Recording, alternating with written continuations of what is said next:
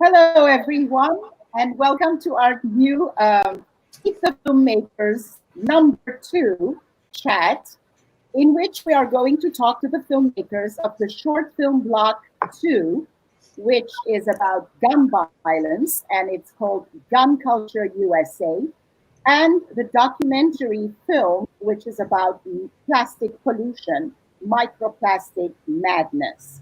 This is SRFF, the Socially Relevant Film Festival 7th edition. And this year we went online for reasons that are obvious and known to everyone. I'm Nora Armani, founding artistic director of SRFF, which I founded 7 years ago. And I want to take a minute here and tell you one of the main reasons for which this festival was founded. It was to combat violence on screen. Violence on screen and violence in our lives. Of course, we cannot change the world, we cannot change people's tastes, we cannot change the way everybody is approaching to violence and violent forms of storytelling, but it was important to do something and offer an alternative form of entertainment. The reason I did this was because I was getting a little too tired of seeing violence on movie posters specifically. Because if the film contains a lot of violence, or gratuitous, I should say, violent scenes, you are able to choose and not go to see that film. However, if posters are all over the place, on the bus stops, in the street, on billboards and everywhere, guns and Kalashnikovs and daggers dripping blood and screams and violent scenes, that is an assault on us, and it is something from which we cannot run away. It is an invasion, and it is something that needs to be drawn to people's attention. So this is one of the reasons. The other reason was a very personal reason, and that my cousin and my uncle were violently stabbed to death about 13 years ago now, or more, 2004, 16 years ago, in a violent hate crime in Egypt, and they both lost their lives in it. So I felt, as the 10th anniversary of their death approached, the need to do something and commemorate them in a meaningful way and bring on something that not only doesn't glorify violence, but moves away from it and instead focuses on human interest stories and social issues. So that is how the Socially Relevant Film Festival was born.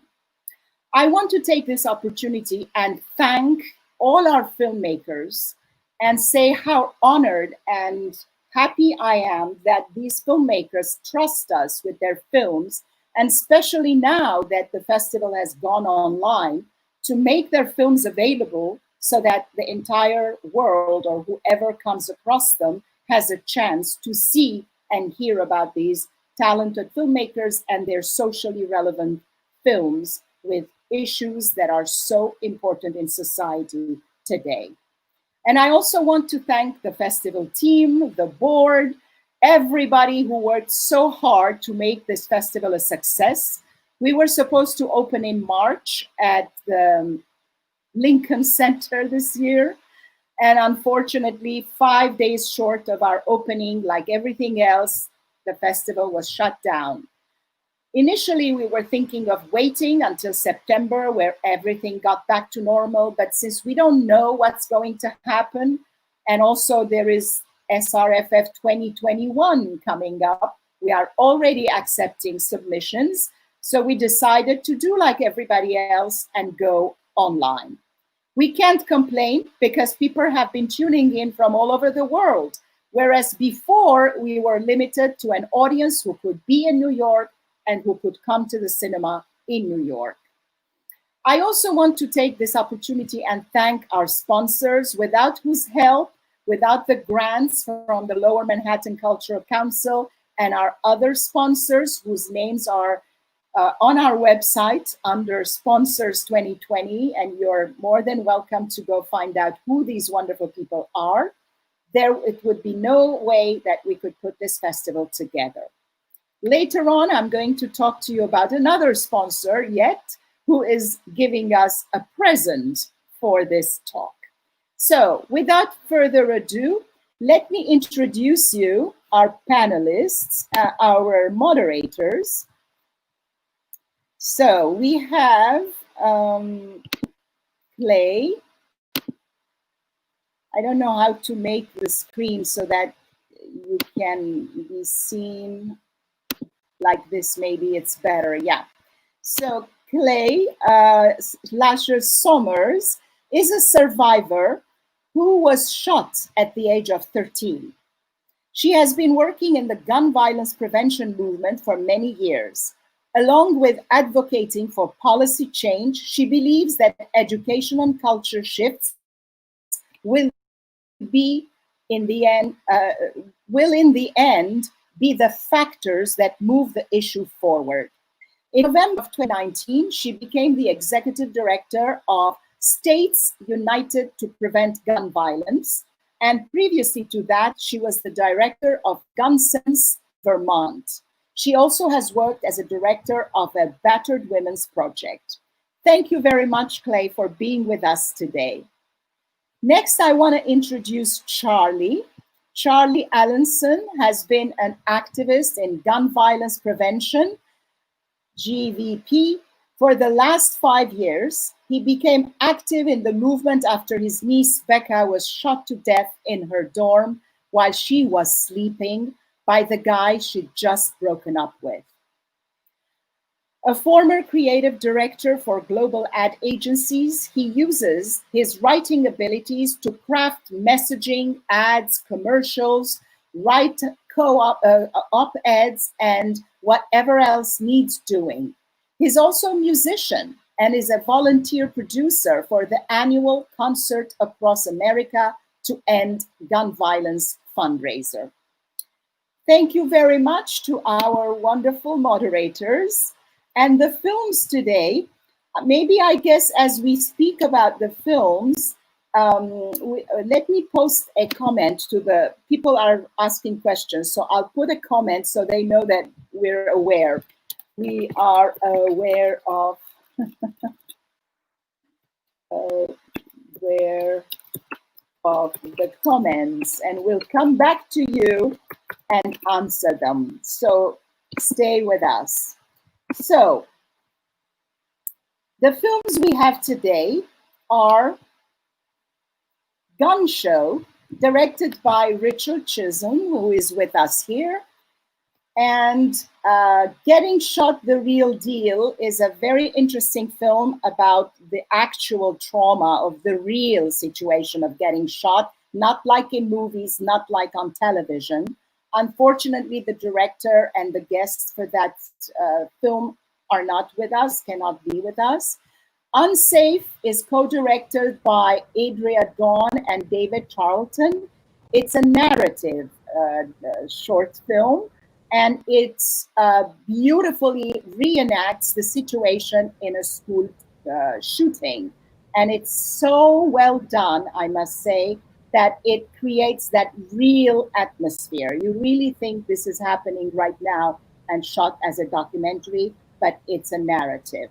And then we have Active Voices, Gun Reform Activism in Rochester, New York, which is directed by Jeremy Sarachan, who's also here with us. So I'm going to come out of the studio and hand the conversation to the able hands of our two moderators, Clai and Charlie, and have them conduct the conversation. Okay, let me get myself out so I can run the comments and put the banners for you. Thank you all.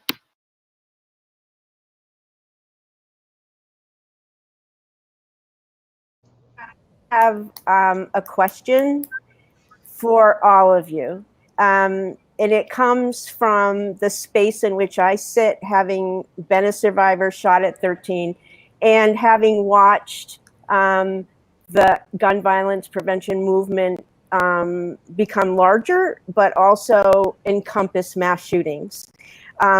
So I'm really interested in what drew you to do this work, and if it took a toll on you as you did it.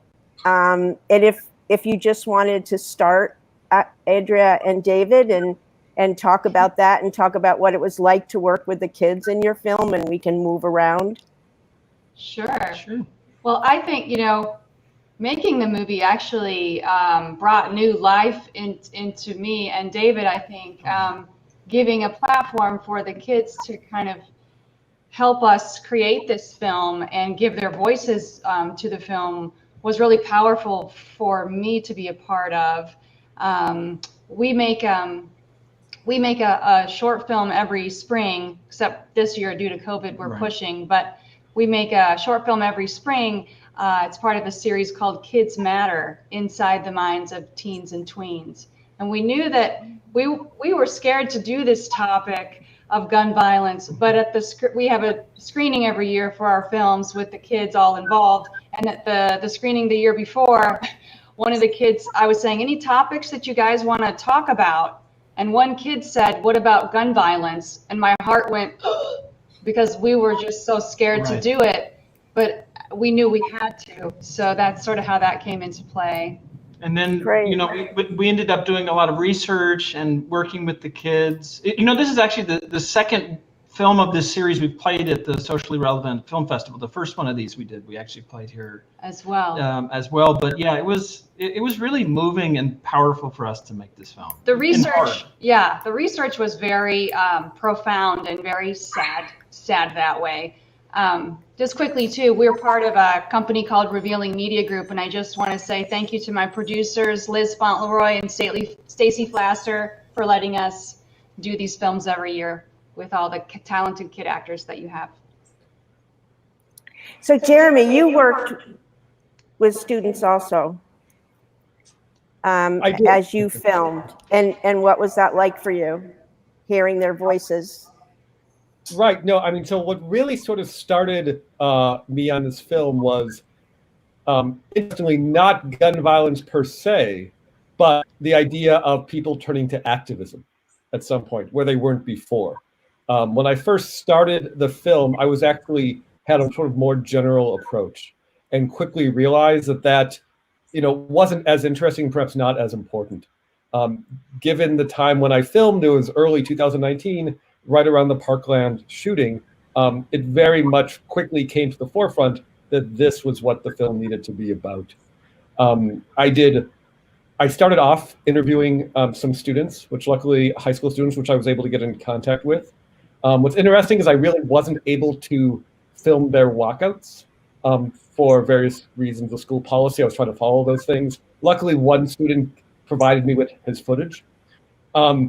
And it just sort of went from there. The big rally held in downtown Rochester was actually organized by high school students, and there were a few thousand people there. And so that was what sort of made it interesting, is just sort of talking to people, one person after another person after another person. I had several hours of interviews, and the film slowly shrunk. I had a 45-minute version, and I slowly got to the version that seemed sort of right for what I wanted to do. Well, I think that time in history was really important for students and for activism. So I wanted to talk to you about the gun show, David, because all of that, when you filmed that and watched all of the people have interactions with these homemade sculptural guns, I wonder if you were surprised by some of the comments or some of the way that the people really love the guns. It would oscillate between amusement, surprise, and disturbance. Like sometimes it was disturbing how easy it is for people to pick up a fake gun, a sculpture, and then the whole film is really about this artist, David Hess's ability to get inside people's heads and also to sort of present this this problem of our guns in America, especially the mass shootings. But really what he was doing with the sculptures and what we wanted to amplify with the film is that guns are so ubiquitous in American culture that everyone knows what they are, everyone knows how to hold them. And even if they've never held a gun before, when they pick up his sculptures, they had seen a million movies where people are holding guns. And so just the basic body language of how people would pick them up and laugh or smile or feel cool or feel powerful was just constantly interesting to me. I mean, personally, I came to this because David Hess is a friend of mine, the artist, and he accidentally found out that these sculptures, he's a well-known sculptor of large commissioned projects. He did these guns after the Newtown shooting. He was sort of playing with the idea. He had some scraps in his studio, and he put together 3 or 4 of them for very personal reasons. He didn't tell anybody about them. Some curator visiting his studio saw them in the corner and said, "What are those?" And David just shyly explained why he made them, and the curator said, "I'd like to have a show with these guns. Can you make more of them?" And so David did make 10 or 15 more in a small gallery at a college. He had a room full of these guns. He decided to put them on the floor, and then for whatever reason, the sort of reception opening night, he let people pick them up, sort of the wine and cheese reception. He let people pick them up because they're fairly safe. They're heavy, but they're safe. And he wanted to see what that would look like, and he took a few pictures. And I wasn't there. He called me the next day, and he said, "There's something amazing that happens when people touch these sculptures. It's amazing enough to see the sculptures in a way, and he puts them out like dead bodies on the ground on purpose. But when people just gaze at them, there's some good conversations and some very kind of sobering reactions people have. But they're also sometimes very amused. Sometimes people are laughing or saying, "This is cool," or "I wish I had this," or "Is it for sale?" So there was a huge array of reactions to the sculptures. And what I wanted to do, which I've never done before, I'm mainly a cinematographer, not a filmmaker, so I only make my own films every 8 years by some luck. What I wanted to do, though, is experiment with neutrality, meaning that even though I am extremely opinionated about guns and I'm very anti-guns, I've seen people get their heads blown off and I've seen people die in front of me in emergency rooms and war zones. I have strong feelings, as does David Hess, the artist. But the experiment that the film posits is that can we make a film where we open the conversation to anyone's projection of what the guns mean to them? Not just these sculptural guns, but guns in general. Draw out of these 44 people who were in the film, draw out their reactions and their projected feelings toward guns, be they positive or negative.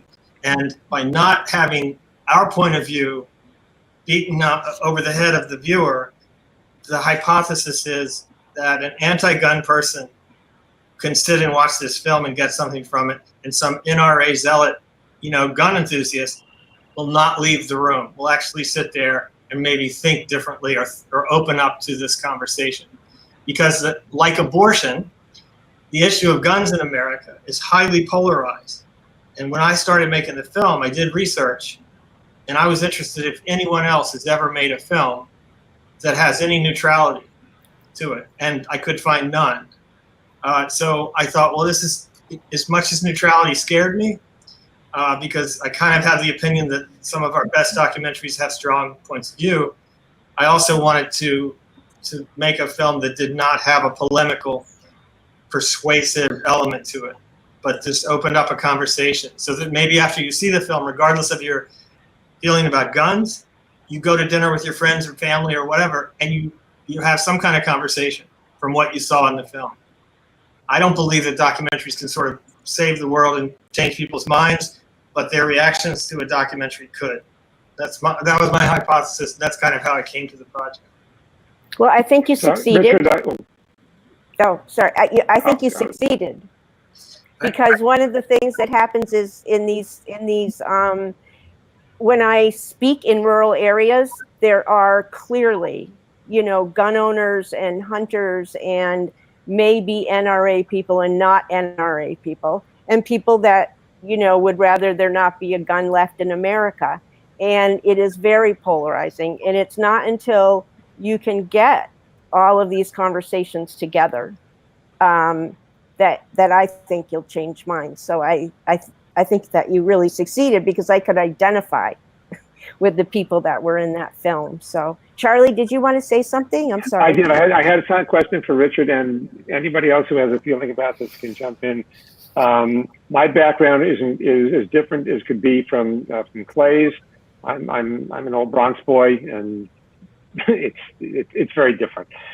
One of the scenes in Richard's film that really frightened me. I mean, there were a couple that really did, but the one that was most frightening was the woman with the big cross on her neck, who was talking about how we need guns because the Bible says to send his forces forth to do battle.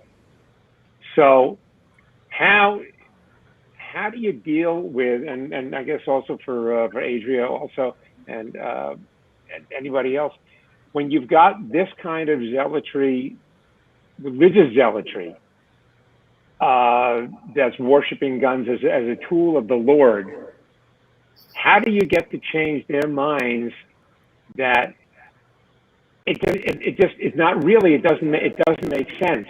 It's just, I mean, anybody, I mean, it's not a tool of the Lord, you know, so. I'm really, I don't know, I'm sorry, I forgot your name, the Rochester. Jeremy. Yeah. Jeremy, yeah, I'm really, I take comfort in our youth. And I really feel like working with kids, and you probably agree, hearing from the youth, they want to protest, they want to get their voices heard, they want to take action to make things change. And what we tried to do with our film is, you know, have that protest at the end. You know, one of our lead characters says, it doesn't feel like enough, we've got to do something more. And I really have that hope there that despite all the different crazy attitudes going out there, that our youth will lead us. Yeah, I think there's definitely a generational shift. I mean, there's also like a rural-urban divide, and very much so. Yes. I mean, and you know, to some extent, it's also about what you see and what you experience, right? I mean, like you grow up in a very rural place, guns. Although, I mean, in some cases, yeah, they have automatic weapons and sort of the political stuff, but it's also hunting and sort of this intergenerational relationship. You know, you went hunting with dad and grandpa. You know, I mean, you have this different kind of relationship than say a play. You know, that's one of the things that was really remarkable about unfortunately the filmmaker's not here, but the one that was really dealing with sort of the violence and, you know, if you grow up in that kind of environment, and frankly, you even saw it in Gun Show with that one group of people, you know, the students and all, where, you know, they'd seen people get shot in front. When you see people being killed in your family and people around you and in your neighborhood, guns mean something very different than you're going deer hunting.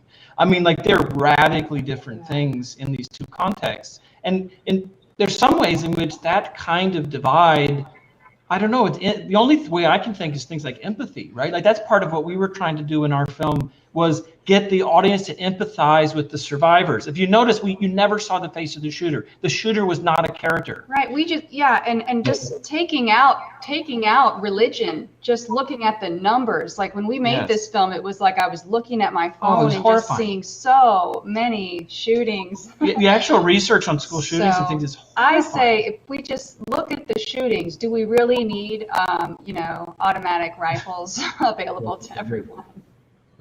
I would add, I do think that partly it has to do with people having discussions, which is what was happening in Gun Show.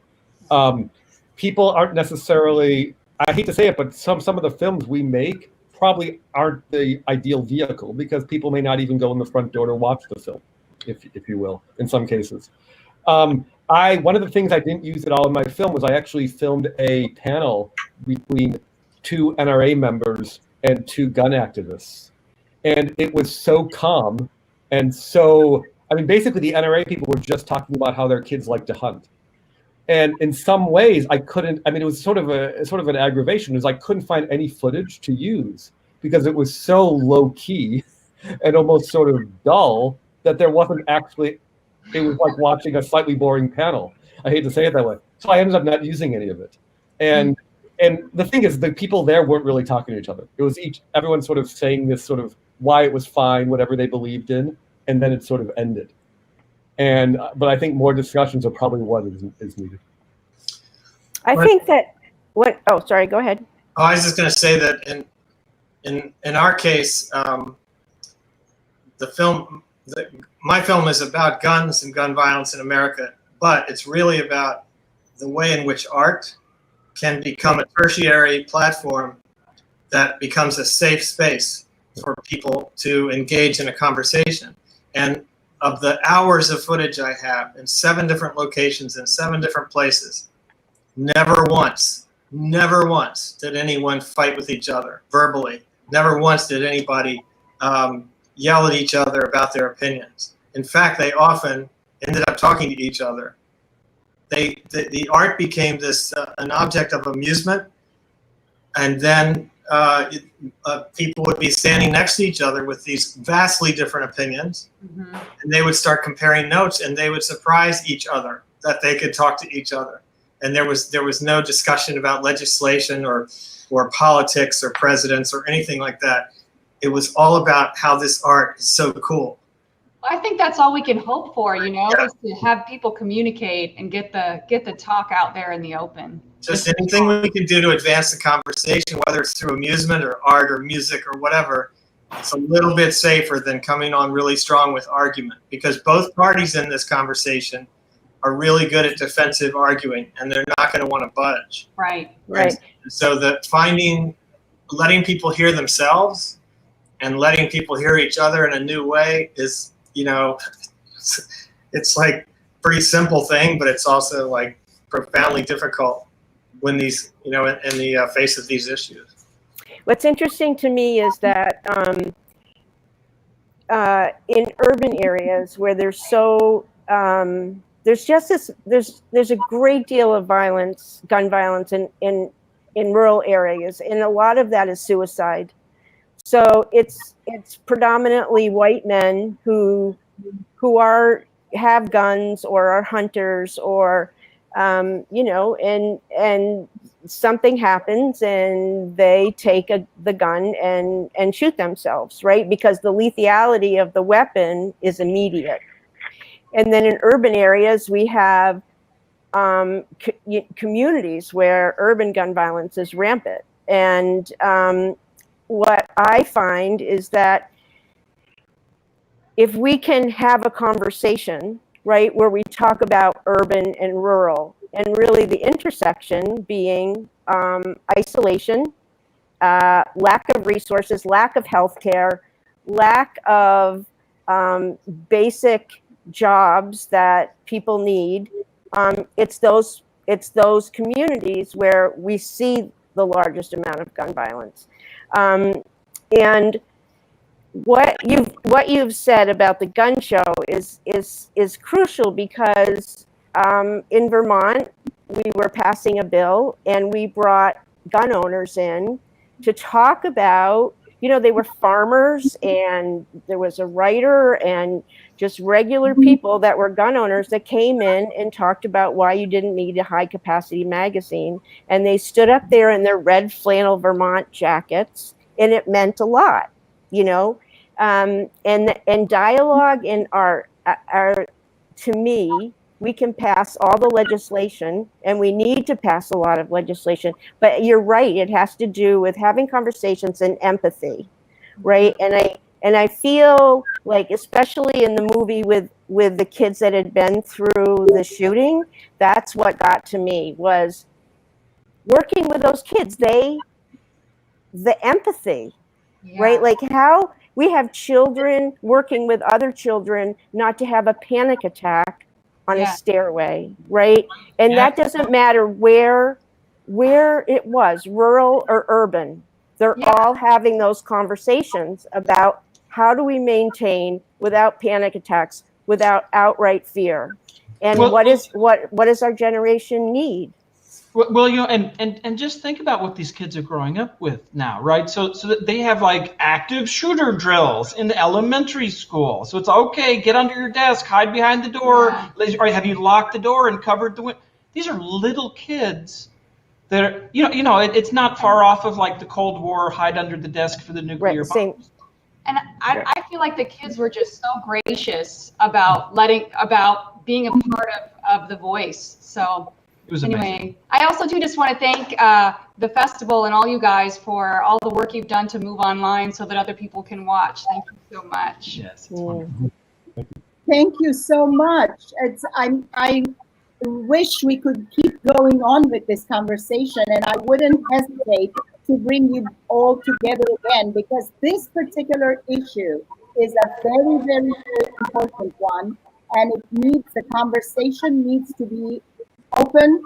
It has to continue because it's very unusual, abnormal to have little kids get into drills, and people marvel at beautiful gun sculptures and really feel empowered by them.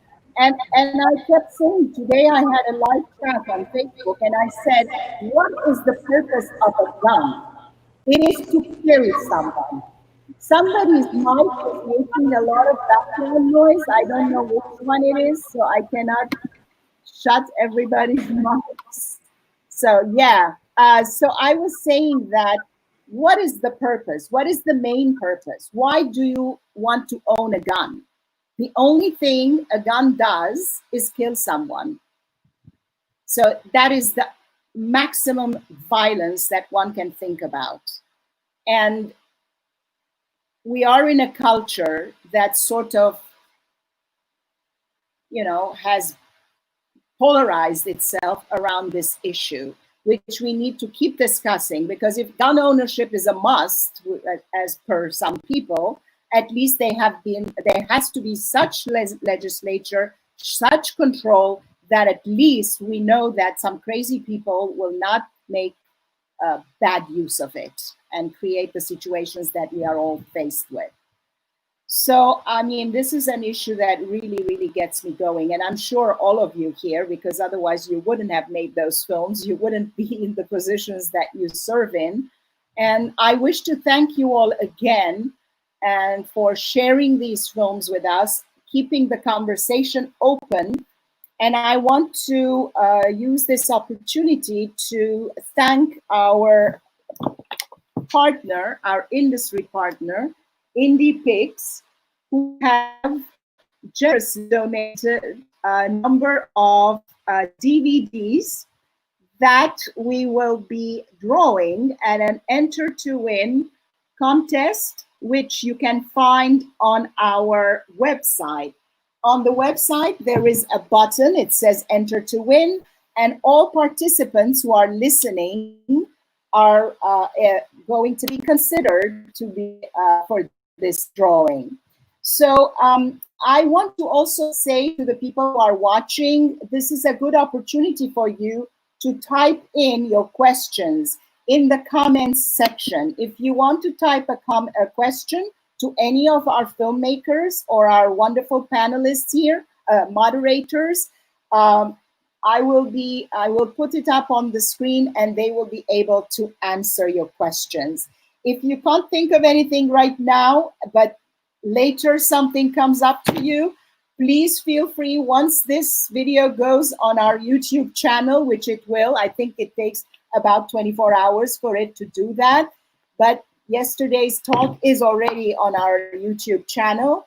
Go there and type your question in the comments, and one of our filmmakers to whom it is addressed is going to step in and answer for you. Thank you all again. Thank you, Adria. You thanked the festival, but I have to bounce it back and thank the filmmakers, because without films, you don't have a film festival. And our film festival focuses on social issues exclusively. There are a lot of festivals that show socially conscious films, socially responsible films, but the Socially Relevant Film Festival is the only one that is exclusively dedicated to social issues. Okay, everyone. Thank you all again. I'm going to let you back out into the green room because we can only have 6 people at a time in here. And instead, I'm going to invite the feature documentary directors. But as I let you go, I'm going to say bye-bye, one by one. Jeremy, bye. And then I'm going to say goodbye to Richard. Bye-bye. Thank you. And Adria and David. Bye. Bye-bye. And thank you again, Clai and Charlie, for dedicating your time and moderating this session. So bye, Charlie. And bye, Clai. So I am inviting now Natalie Gologorsky, who is on the festival team, and she is going to run the second part of the conversation about a film called Microplastic Madness. And we have one of the co-directors here, Atsuko. Yep. How are you? Thank you so much for having me. And sorry, another co-director, Debby Cohen, cannot participate, but I'll answer all the questions and then discussions. I'm really excited to join. Yeah.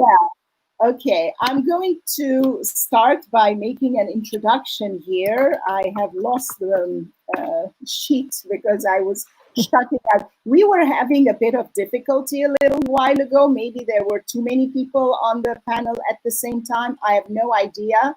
I'm pretty new to this, so I am also trying to figure it out.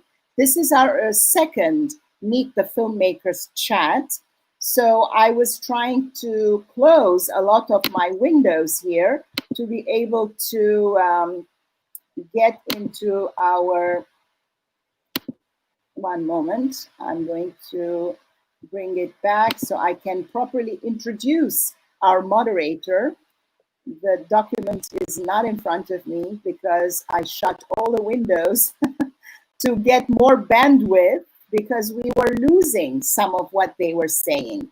I hope that the same situation will not be produced on this session, because we only have one filmmaker. It's a beautiful film, which is called Microplastic Madness, and it deals with the plastic pollution that we are dealing with. And it is made by the 5th graders together with the 5th graders of a Brooklyn school, PS15, and moderator bios, there we go, PS15, and Atsuko and Natalie are going to discuss the film. But before we do that, I want to properly introduce Natalie too. And here it comes. Natalie Gologorsky is a sociology researcher and educator with a passion for children and youth, voices, and learning. So she's the perfect person to moderate this film made with 5th graders. She recently completed her master's degree in sociology at the New School for Social Research, and prior to that spent a year in East Oakland, California, working as an AmeriCorps math support teacher in underserved public middle school. She has made some short films in high school and spent her childhood watching Turner Classic Movies on Sunday mornings. And she is interning with the festival, I'm happy to say, and we were very lucky to have her with us. So she's going to moderate, and we have Atsuko who will be talking. I have some people here who have put comments. Let me first make sure that it's something we need to deal with right away. Okay. All right, Michael Clay. I've had a chance to work with every town and with moms demand action for gun sense in America. There are and particular actions advocacy groups should be taking and increase awareness of this issue. This is very important. Yes, absolutely. And so amazing, very informative discussion. People have put a remark. One person is saying, I loved Unsafe. Yes, it was great. Have any of the students shown interest in working in the environmental area on in documentary filmmaking as possible careers? I am assuming that this question was for Adria, so I'm going to bring her back momentarily so we can answer this before we go on and discuss microplastic. So this question that Michael has asked, it's quite a long question. I've had a chance to work with Everytown and with Moms Demand Action and Gun Sense in America. Are there any particular actions, advocacy groups? Okay, not this question. I think this is the question he needs you to answer. Have any of your students shown interest in working in the environmental area or in documentary filmmaking? Okay, sorry, wrong person. Okay, Michael, the question is too early. We haven't finished the discussion yet. So bye, I'm taking you away again. Okay, the children is Unsafe were amazing. Yes, I agree with that. Okay, Michael, we're gonna come to your question. Maybe we should start with your question. What do you think, Natalie? Yeah, I think it's a really interesting question to start with. So this is a question for Atsuko. Go Okay. ahead, answer it. Yeah, so yes, we stay in touch after they graduated, after 5th grade was done, and then they all went to different middle schools. And we are still staying in touch with quite a few of them. And then they still want to be an activist, and then they are working with us for, taking actions, not only for plastic pollution right now, because there are a lot of issues, current events, of course, that are more on a systemic change for environmental justice, systemic injustice. So those are the areas that kids are interested in, as well as the environmental issues. So that they're really continuing the path, and some of them are like really quite well and passionate. Yeah, I think that really shone through in the film when you were visiting the classrooms and the children were showing off their projects and their scientific knowledge, which actually made me wonder. Speaking about that, how did you find this particular public school to work with? They seem like they're very well organized. Right. So we are a nonprofit based in New York City called Cafeteria Culture, and we run environmental education, plastic-free, zero-waste education in underserved schools. The students are primarily from public housing or shelters, facing with a lot of challenges. Mm-hmm. And back in 2016, we got a grant from EPA when we had a good EPA back then, to run a program in 3 different schools, and then PS15 was one of them.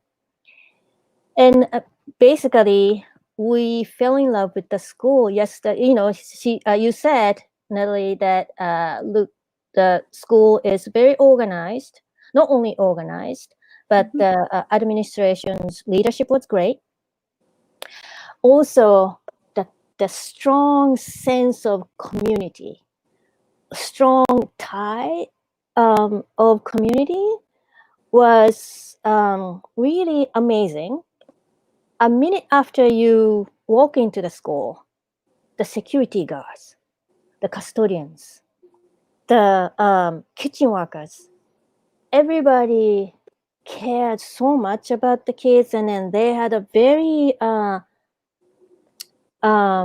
like an air that really feels that kids feel protected. And then and then also PS15 is not an official community school, but they are self-identify as a community school that there's a lot of community events and education for adults, or so it's like that school is always open for the community. Anybody can just walk in and then sort of do programs or talk to others.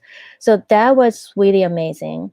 So then we kind of decided to, make a movie, and it was really hard because we're, small nonprofit, and we basically made the film with a shoestring budget. Everything was in-house.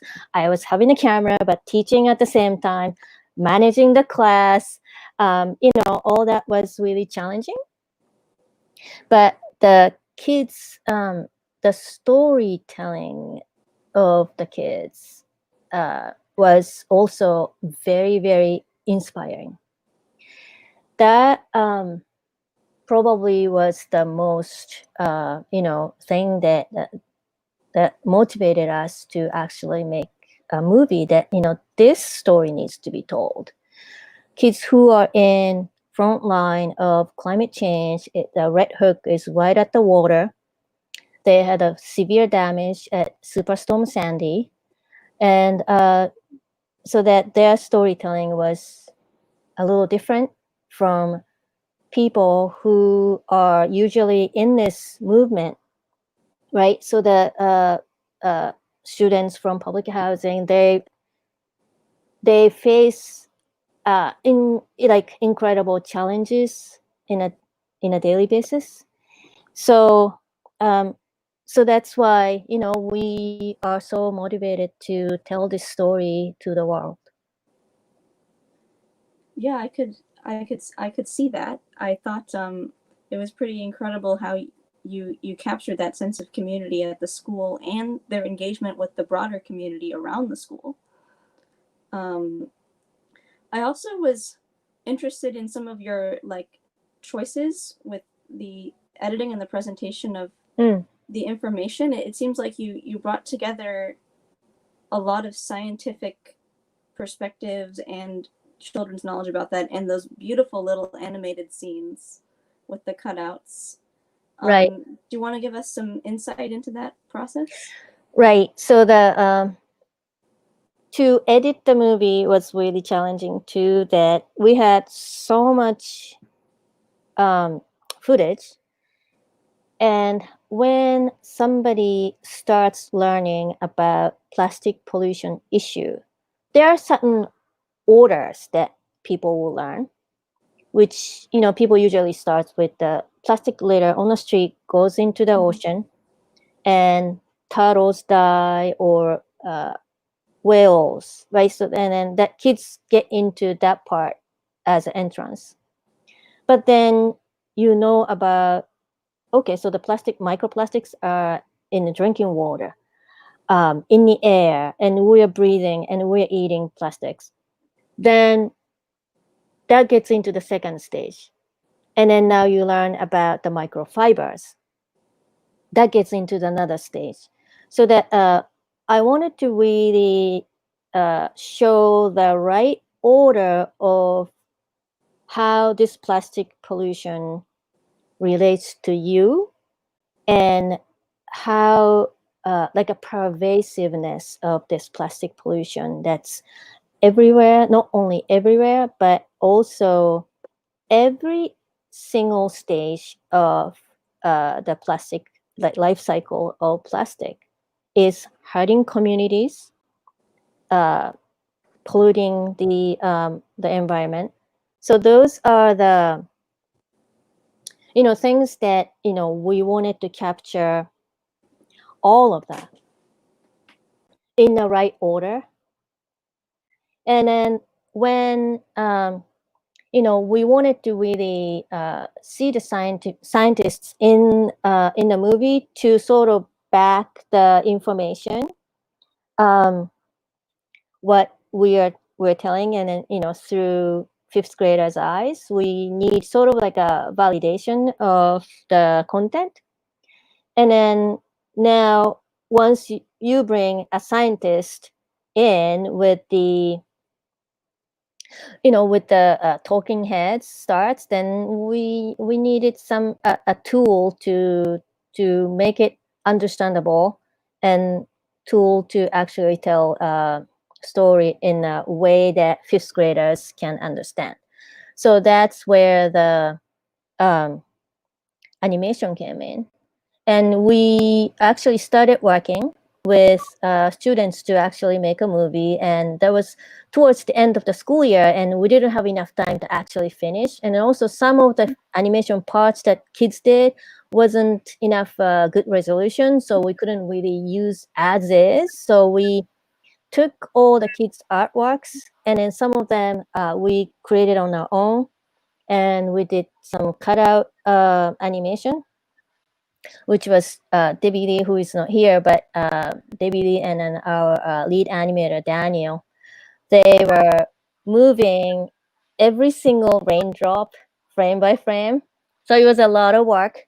But I think the animation had a really big role to sort of back up the story and give the sense of storytelling goes smoothly, that kids can understand to go to the next step of the story. Well, I thought your film was a great example of how we can change minds and mentalities, because the best way to do that is to start with the children, because they are so fresh, so new, so ready to learn.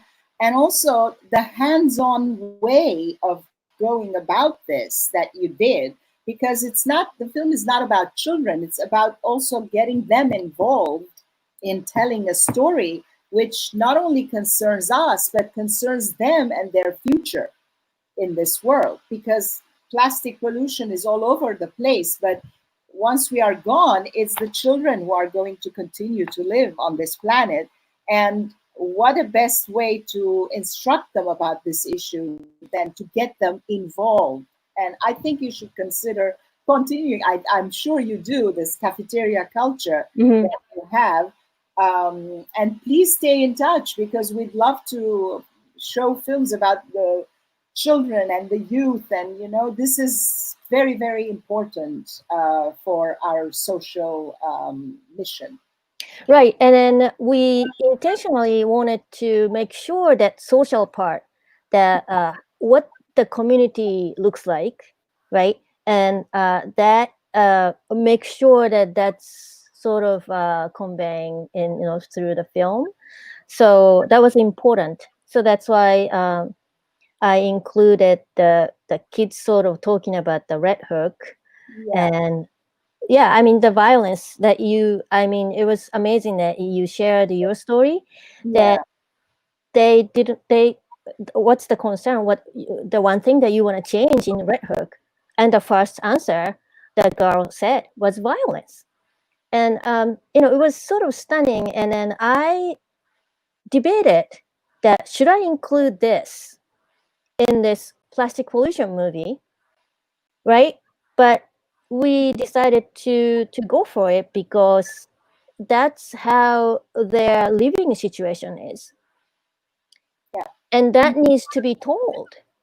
That Absolutely. stray animals, Yeah. violence, Because and then there were other things that I didn't include. It was too heavy to include, but gentrification and all the issues that they're surrounded, right? So that so we decided to actually include that part.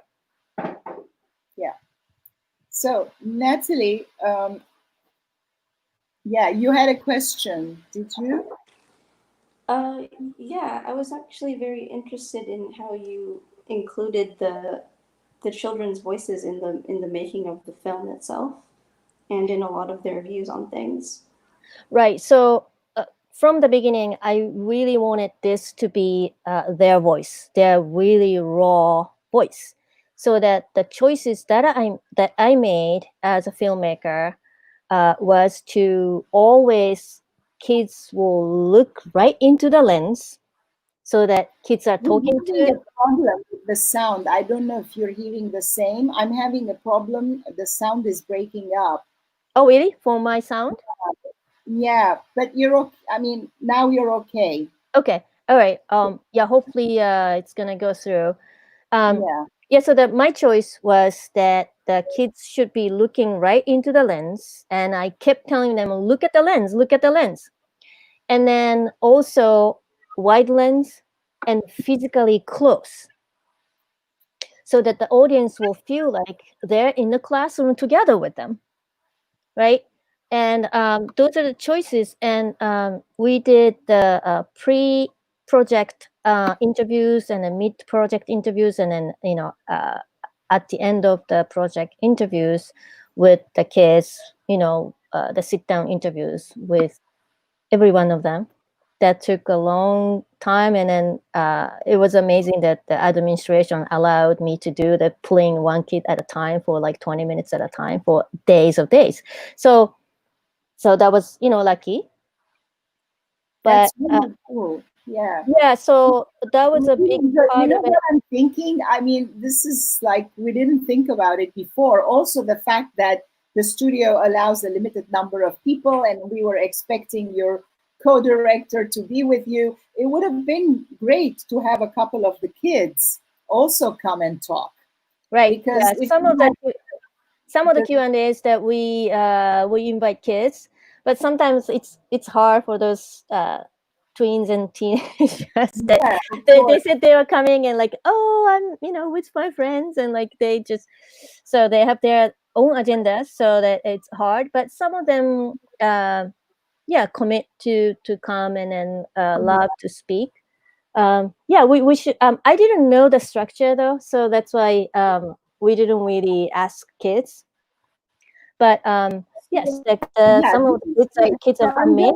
Ask Natalie. She doesn't have another question, so maybe I'll wrap it up because we have 3 more minutes, and I need to tell you a little bit about the film when it's screening. So, did you have another question, Natalie?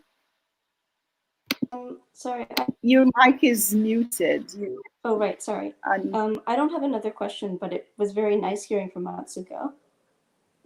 Thank you so much. Process. Yeah. Thank you again, Atsuko, for being with us. And here is the commercial break. This is IndiePix, our industry partner, and they have made available a number of DVDs. You can enter to win, and the enter to win button is on the festival website. I will play you the festival website in case you have not seen it. And you can go online and register for one of these live talks, and one winner per chat is going to win a DVD from IndiePix Films. And we also send a thank you present to our moderators. So thank you, Natalie, for reviewing this film and chatting with Atsuko. And thank you, Atsuko, for being with us. You're welcome. Thank you so much for having me. Yeah. Thanks for setting this up, Nora. This is really nice. I'm sorry? Oh, I said thanks for setting this up. What did you say? This was really nice. Yeah. Well, I think these chats are very important, and we have to keep the dialogue open so that people learn about these matters. And maybe next time we should involve some of the kids. The kids were in Unsafe, the narrative short that we saw before in the short film section, got wonderful accolades. I'm reading here the comments that people are putting, and they all say the children in Unsafe were amazing. They were so wonderful. They actually were, because it was a film that's depicting a school shooting, but it's not a documentary. It was acted out by these kids, and they did such an incredible job that you think it's real, it's happening now. So all these films are available. They are streaming on a daily basis from 5 p.m. for 48 hours until the day after the chats. So the films that we spoke about today are streaming already as we speak. They will keep streaming until tomorrow, 5 p.m. If you haven't had a chance to purchase a $6 ticket or $4 for the short films, please go online and purchase them now from the festival website, and we will send you the links so you can enjoy the entire movie. Enjoy is not a good word in this case because we're talking about gun violence and plastic pollution and all that, but maybe we could say to be enlightened by these movies and see the wonderful work of our very talented filmmakers. Thank you all very much. I'm very happy that we were able to get our film festival going, even despite the cancellation in March. And please tune in and catch the rest of the talks and the rest of the films. Thank you very much. Bye. Thank you. Bye. Bye. See you. Talk to you later.